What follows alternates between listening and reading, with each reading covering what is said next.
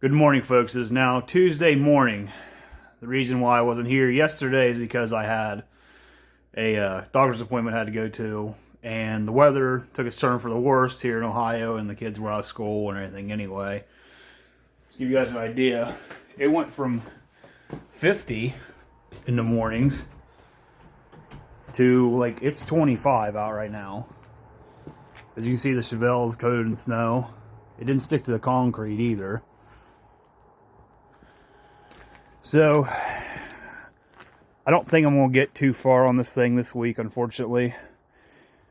Because main goal is I need to make a spot for this thing to even get inside before I can swap the engine out. So I might be able to get the transmission cable installed, which I've acquired one. And I need to get these passenger side wheels off because neither one of them turn freely at all. The drums are really locked up on it. And I need to get at least one wheel brake on it because my dad's plans are to swap this over to disc brakes anyway once we get inside. So I don't want to do too much work to those drums if we're just going to replace them anyway. So he has not stated or said his idea for what motor to put in it, but one thing's for sure, we need to make sure that transmission works this week or the following week, whenever I get to it, because the motor will run okay enough to at least see if the car goes in reverse and forward, so that we can go ahead and reuse it because it's already got the existing drive shaft and everything already in it. So I got a couple turbo 400s, I got a couple 4-speeds I can put in it, but my dad's pushing 60 years old, his legs ain't that good a shape anymore. He can't leg push in a stiff clutch, so he's wanting to go with automatic. Plus, that'd be way easier because it's already set up for it. But this week, I gotta get that light hung up where it needs to be at. I gotta get this Ford out of here. I've gotta get this moved somewhere. So I've got a lot of cleaning to do this week, because my main goal is to go ahead and get the car to drive in the door over there and get it back into the rack, because it gives us all this room here to go ahead and swap the engine stuff in. I gotta get those motorcycles out of the way. I got a couple transmissions I need to move. I got sawhorse I need to move. This place is a mess. So maybe today I get to shoot a little bit to put the transmission cable in if I got an extra time, but I doubt it. So just in case, if I don't, I'll see you guys tomorrow. Well, it's Wednesday morning now. Got the bay cleaned out now. That's what I've been doing the last few days. I can't do anything outside today. It is actually pouring down rain as we're speaking right now. You know what? It's not perfect, but it's workable. All you gotta do is get this bad boy charged up. Go ahead and leave it on slow charge for a day or two. We can go get this thing out of here. We should have plenty of room to go ahead and put the car in reverse from here and swing it right there into the rack. Morning, folks. It's a Thursday morning. It's cold outside. I'm a little behind schedule on this. I've only got a few minutes to be here. I got the shifter cable in, and that fought me way more than I thought it was going to. So right now, go ahead and try to get the drums unlocked on this bad boy. I only got a few minutes to be here before I gotta leave.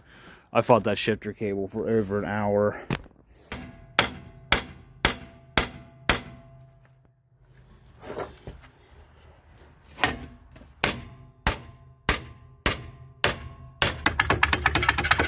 I'm just going to change the title of this video called 30 odd something old male struggles with a brake drum at 6 in the morning.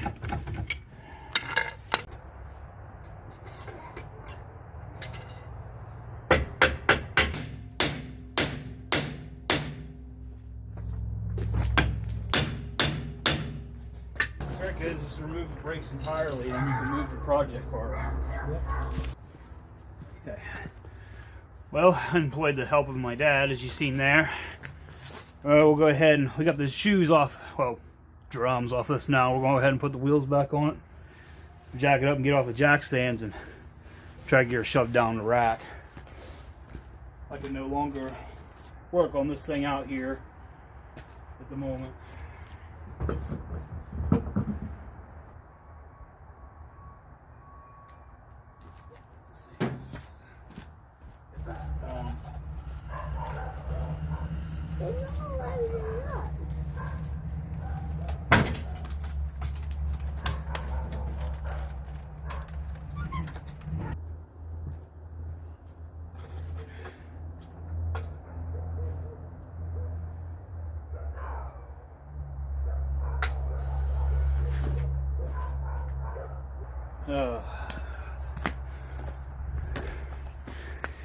Now,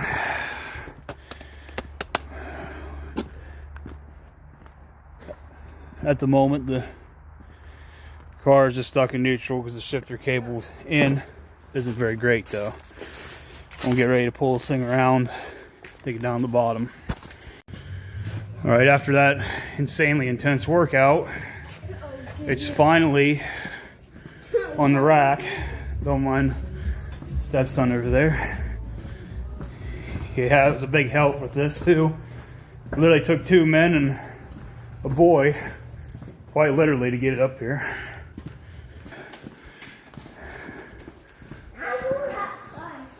Myth, the man, legend, right there.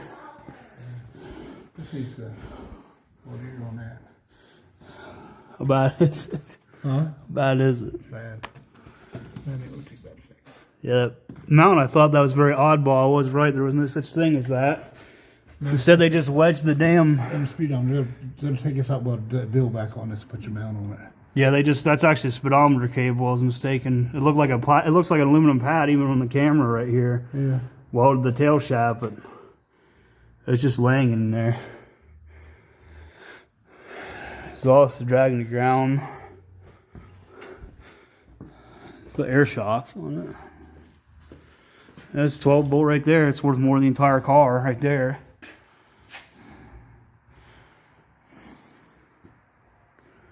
Something was leaking back here pretty heavily. There's like oil all over this car. Rear pinion. Yeah, pinion seal shot in it.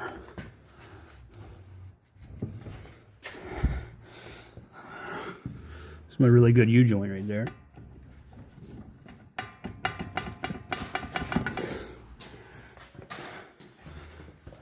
Hammered.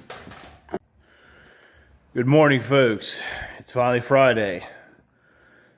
I said in my last video I was going to go ahead and get a part 2 fully done, but the way the weather has been and trying to fight to get this car in, there's just no way I'm going to be able to have a full-length part 2 video. But the car's inside now, so at least we're not going to completely freeze in here, and we can go ahead and do whatever we please without having to worry about waking up anybody early. Now I only have about 1 hour though. And the first step we got to do to this thing is get this engine and trans yanked out of this car, because as if you guys watched my last video, the cam is completely wiped out in it, and it smokes so bad that even while cranking, I can actually see like crankcase vapor like coming out. So I don't know if it's got a cracked piston or the rings are just that far gone. I'm not sure. I mean, I've already looked underneath this thing yesterday, and I mean, this is probably one of the most cobbled up cars I think I've ever seen that could possibly drive. I mean, I've seen bad, but I think this car is actually driven at one point in time in this configuration. So first things first, I want to go ahead and get her raised up, because my plan is I'm going to pull the engine trans out in with one unit. I'm going to probably more than likely reuse the Turbo 350 because we already have a dry shaft for it. I don't know what we're going to put back in it yet. That is to be determined. But for sure, that small block is going to come out. So we're going to raise it up, undo the transmission cables and the torque converter bolts, and take the drive shaft out first. And then we're going to pop the hood off, and we're going to get as far as we can, because I only got an hour before I have to head into work. There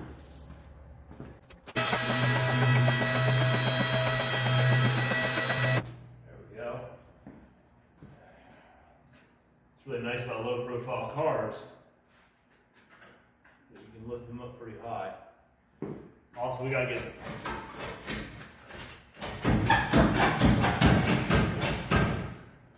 we can yank this exhaust off. I want to get you guys closer. We need to get this drive shaft out.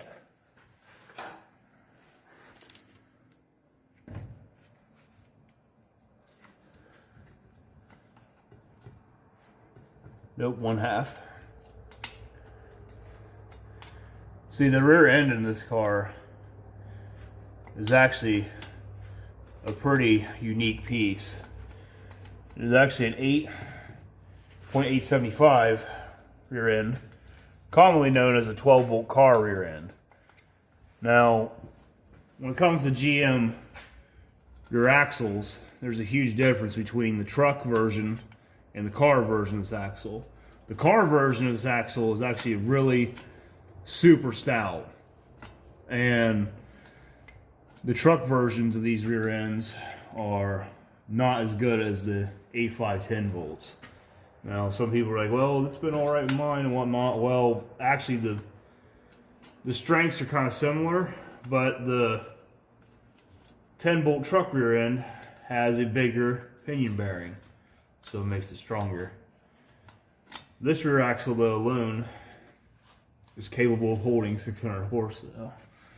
No problem. So whatever we throw in this car, we will be totally okay with it. Now, this thing needs a pinion seal, like not something fierce. It's really bad. I mean, it's been leaking for years upon years.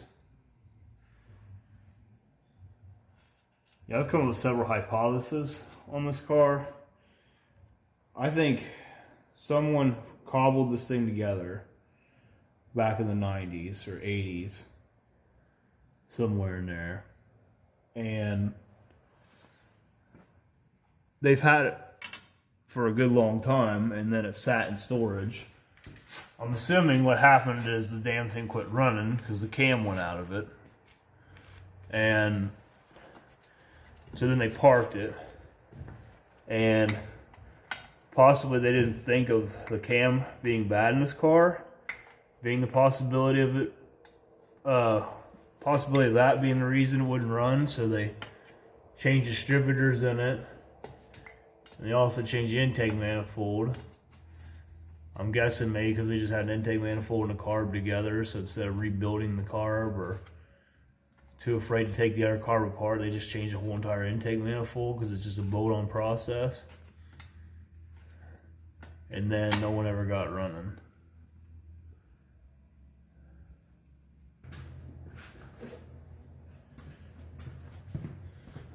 See if we can do the old switcheroo real quick.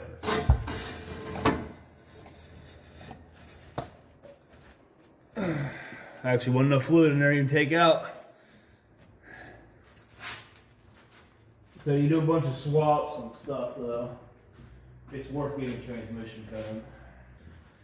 Okay, I'm gonna get this exhaust out of here. Do I even need to take it? Do I even need to unbolt the thing?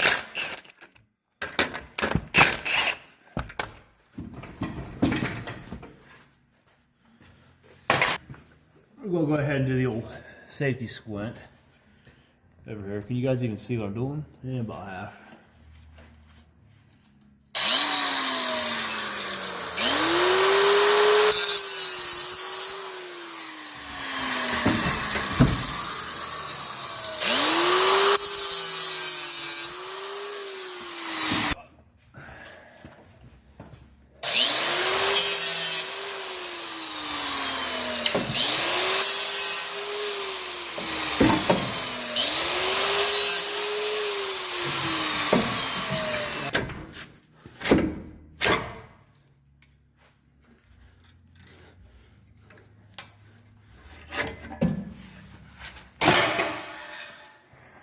that sucker out.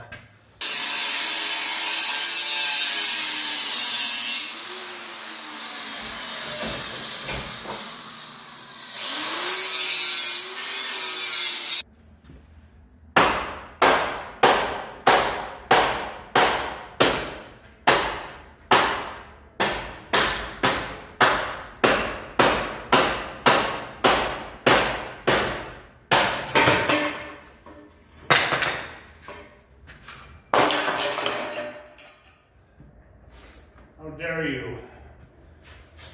These are super sport pipes. Hold on.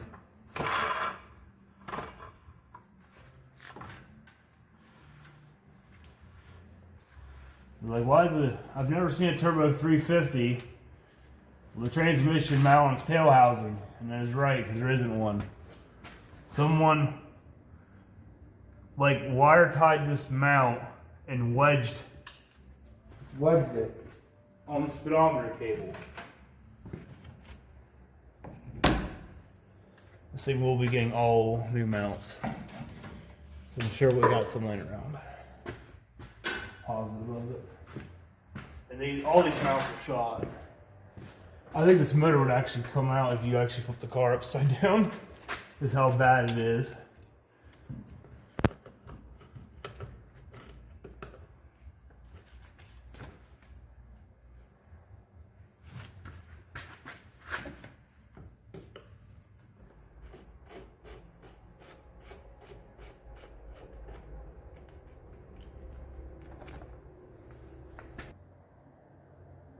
I'll take this radiator out.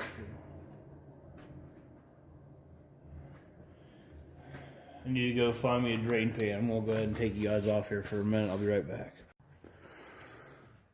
We're gonna get the radiator draining.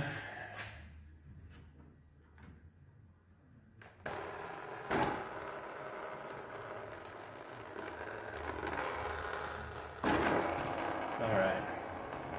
Well, that's draining out very slowly, and you'll be able to hear it the whole entire time in the background. Gotta get torque rear bolts out. Oh, well, we don't have to worry about doing it on the ground. And I'm going old school. Going 2 wrenches instead.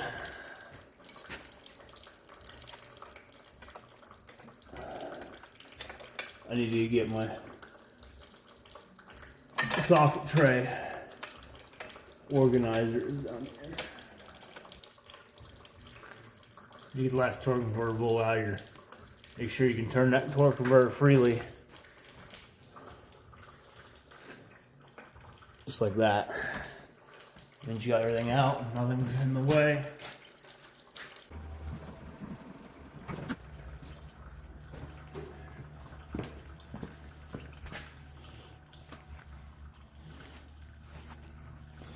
You folks are probably like, oh man, he's got money. He's got a ride. Don't pretend to be a hardcore mechanic. Needs to roll around the dirt. I have done that quite a lot. And it's really, if you shop around, you can get a decent rack for less than $1,000 if you have the ability to put it in yourself. Like heck, this right here was just a marketplace special. Nothing real fancy about it in particular, just an old Challenger lift.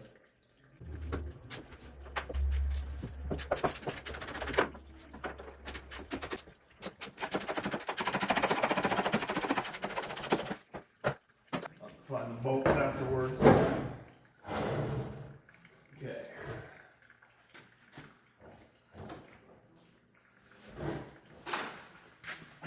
My original plan was to lay this thing on top of the car. Now I realize there's a light. Well, freaking light. Bolted to the bottom of it.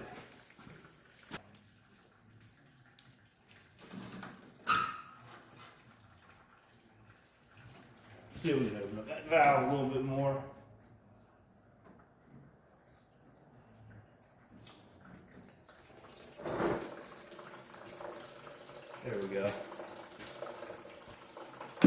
At least had antifreeze in it. I was very surprised it did.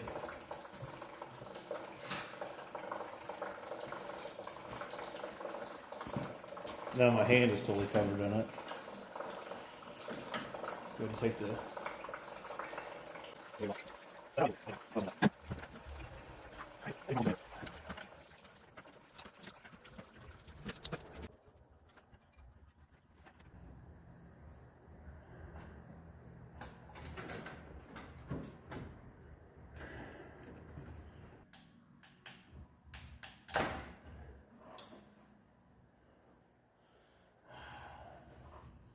The old line up front is totally rotted off, so we just yanked it.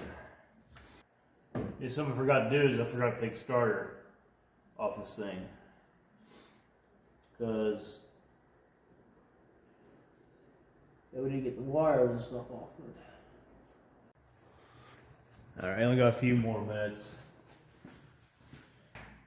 Oh my god!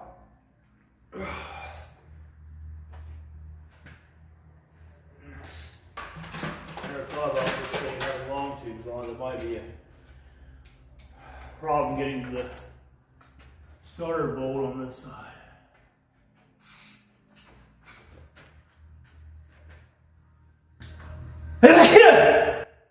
Bless me.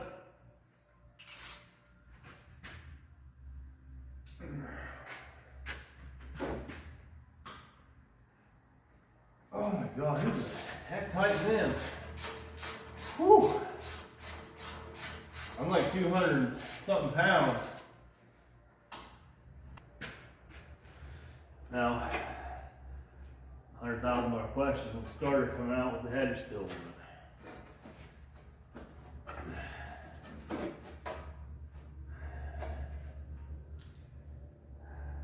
Tell you what, they're not in very good shape anyway. I'm never going to reuse it. So rusted out.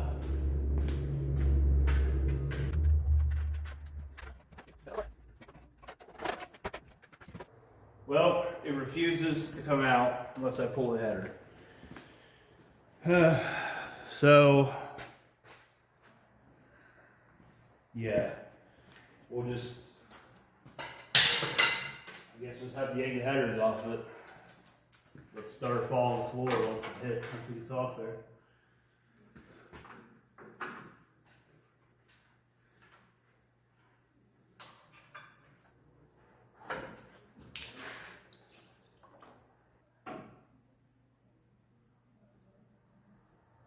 And pull these hoses off.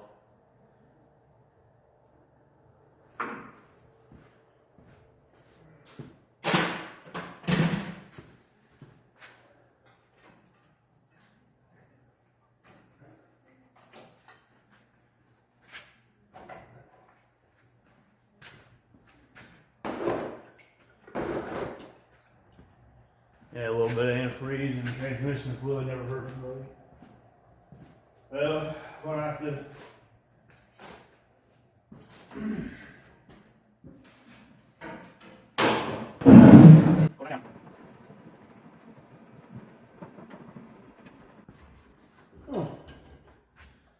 I think I'll give this car a past life.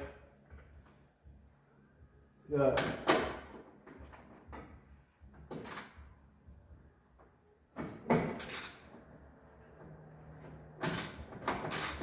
Got some kind of odd bracket on the. There's some kind of odd bracket on it, held on the wire too.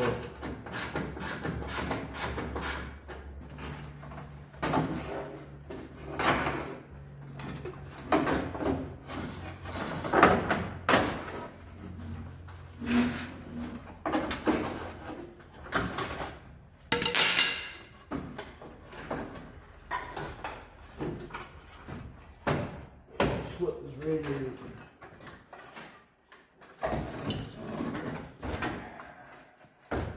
get this thing out of here. So I never thought of either is throttle linkage.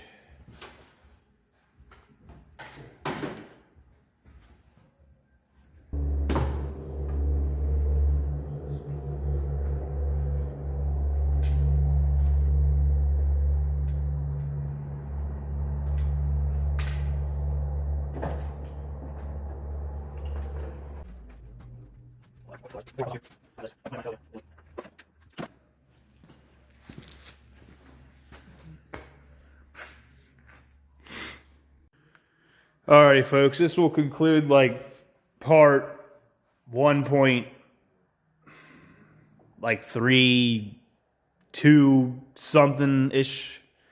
Like I said, my main goal was to yank the engine out of this thing, but unfortunately we're out of time now. So what we got going on now, though,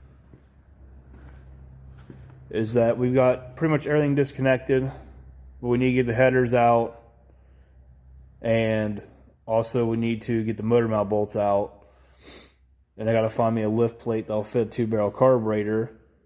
That way I can yank this engine trans out, though. I wish I could have got further with it. I really did, but the weather fought me too much, and the fact I had to get myself a space to work out of is also another factor in my schedule, as you guys know. And being sick isn't helping me any. But we'll go ahead and stop this here. Like I said, I'm going to get this uploaded. It's going to be kind of short. And hopefully Monday, I'll be down here to yank the engine trans out of it and maybe clean it up and get prepped for its new power plant. That's all I have for now. Thank you guys.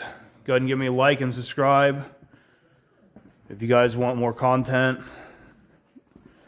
well, I'm going to keep posting anyway. Actually, I shouldn't say that. But if you guys want to support the channel as well, I have also stickers available that have my logo on them, and I have another sticker coming out. That's like the 68 Chevy C10 I have, and I'm going to have a small batch of them ready.